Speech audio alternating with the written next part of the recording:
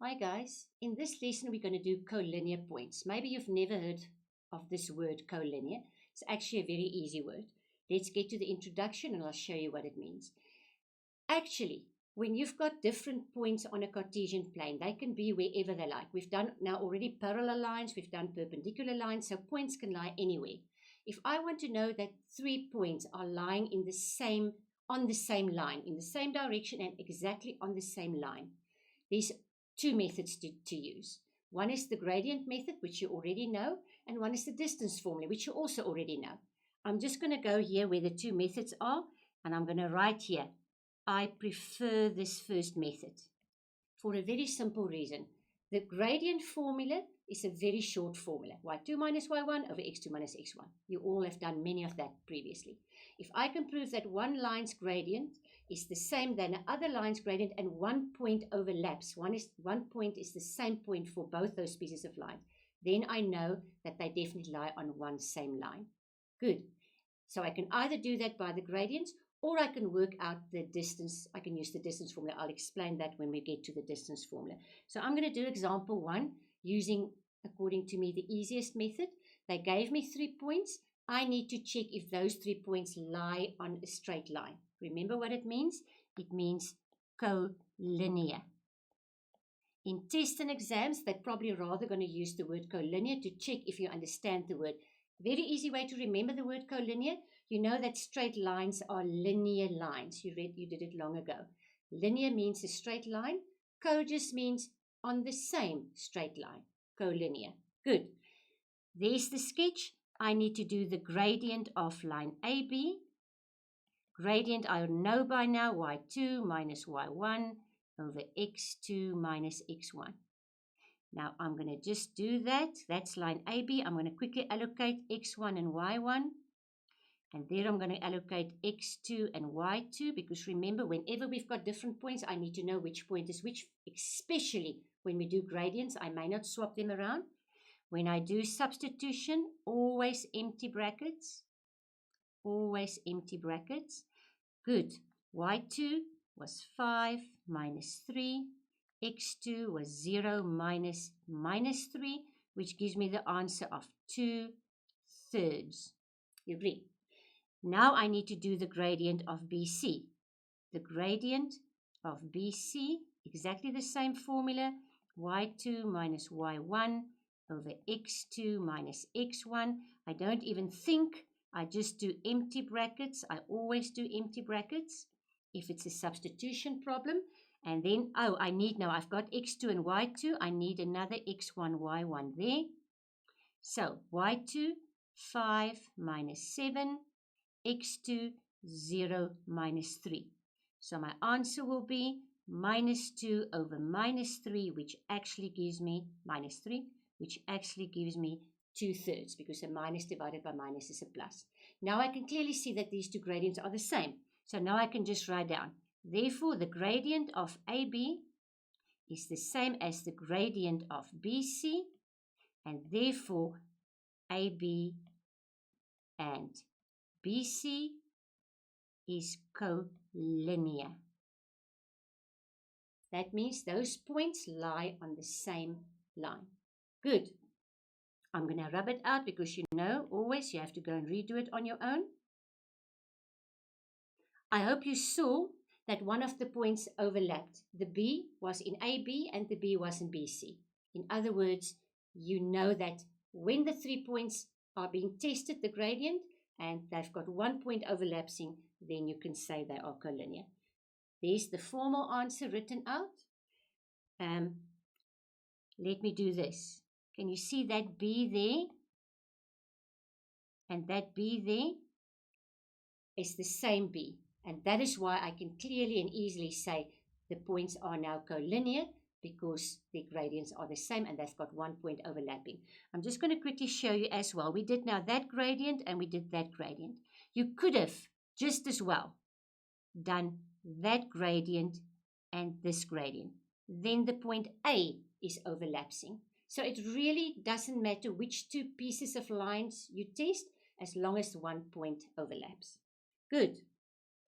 Now here's the description of when you use the distance formula, the one that I do not like a lot, but I'm going to show you. You're going to see which one you prefer.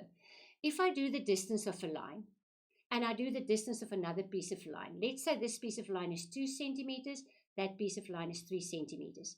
So overall, the whole line is 5 centimeters. So if I work out the distance formula for the one and the distance for the other one, and they give me 2 and 3, and I work out the distance for the big long line, and it doesn't give me 5, then I know those points are not collinear. They do not lie on the same line. Good. So let's do it with an example. There's the example, the same points. And now I'm going to do the distance of AB. Remember, distance formula is actually my Pythagoras. x2 minus x1 squared, y2 minus y1 squared. You remember, this is actually Pythagoras. We just need the x2 minus x1 to tell me how long that piece of x line is. Whenever I do something like that, I need to do empty brackets. And as I now look at my sketch, I can see, but I do not know which is the point 1 and point 2. So I'm going to just make that my x1 and y1. I'm going to make that my x2 and y2. So if I fill it in, x2 is 0 minus 3. Y2 is 5 minus 3. And if I calculate that, I get 3 square, which is 9, plus 5 plus 5 minus, plus 3 is 8 square. I think I made a mistake here. Let's just quickly see. It is y2. Oh, there. I thought I made a mistake. That is a plus 3, not a minus 3. 5 minus 3 is 2 square, which is 4, and that gives me 13. You see how easily one can make a mistake? So be careful when you work. When you get an answer and it looks like a little bit funny answer, and you'll see when it's funny because you can check your sketch. On your sketch, you can kind of see how long a line is because you've drawn it kind of to scale. Remember, you don't draw it accurately to scale, but you can get an idea. So if you get a very big funny answer, which I now did when I made the mistake, I saw that I actually made a mistake and I could quickly correct it.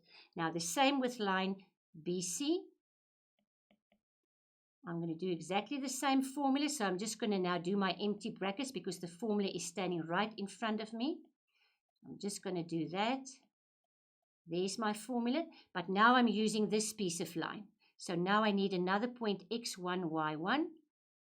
So if I fill this in, x2 is 0 minus 3, y2 is 5 minus 7, and if I work that out, I get minus 3 square, which is 9. I get minus 2 square, which is 4. Minus, oh, what am I doing? You see? Plus, and that gives me 13. Concentrate when you do things. And you know what happens now? I'm doing the same formula over and over again. So in the end, you get, I'm just doing the same formula, and you rush, and then you make silly mistakes like that. So be careful, and that's why I do not like this method. You see how long these problems are? I'm not even done yet. If I go to the next page, I need to now find the distance of AC. So I need to write down the formula again. x2 minus x1 squared plus y2 minus y1 squared. Always make your empty brackets because you're going to fill it in now with values. And if I check, I'm now on AC. So I'm just going to call this x1 and y1. And I'm going to call that one x2 and y2. And I'm going to quickly fill in. x2 is 3 minus 3. y2 is 7 minus 3. So if I calculate that, 3 plus 3 is 6 square is 36, plus 7 minus 3 is 4 square, which is 16. 36 but 16 is square root 52.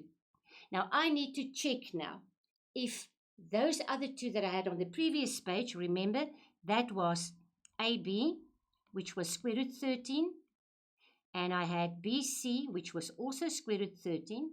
I need to check if I add these two, AB plus BC, which is square root 13 plus square root 13, which gives me 2 times square root 13. Just a little bit of revision.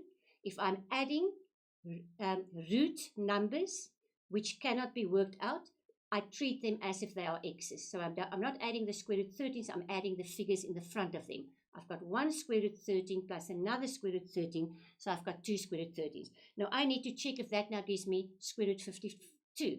And a very easy way to do that is to put everything underneath the root. 2 underneath the root is square root 4 times 13. And 4 times 13 is 52. Therefore, AB plus BC is just the same length as AC. So now I've proven, and I can just write down, therefore, they are collinear. I've proven now that if you add the two small pieces, they should give me the same length as the long. But can you see how very long this is? I actually needed 2 pages to do this. Whereas when the previous one I did with just the gradient was just 1 page. But as I say, you can pick whichever method is best. Let's just quickly take it off. Because if you go, it's in any case good practice to go and redo the distance formula. And after you've done it, maybe you'll realize and decide this is a very long way to do it, but it's good practice. So I do want you to go and practice it. There's the whole formula, the answer, very long, but it is an option. So by the end of this lesson then, you have practiced the gradient formula, you've practiced the distance formula, and I hope you chose to use just the gradient formula because it's much, much shorter. So good luck, go redo it, and I'll see you next time.